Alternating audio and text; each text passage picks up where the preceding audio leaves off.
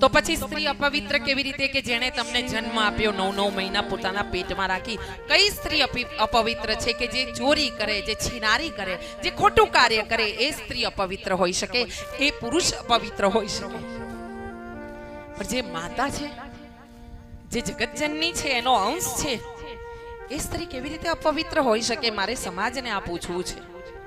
હા, દરેક જગ્યાએ તમે સ્ત્રીને સમોવડી બનાવી છે.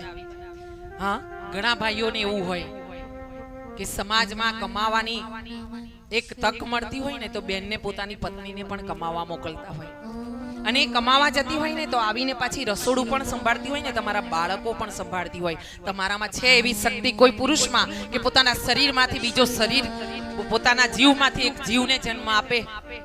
કોઈ પુરુષની અંદર એવી શક્તિ હોય તો બતાવો કે જે પુરુષ માં બની શકે?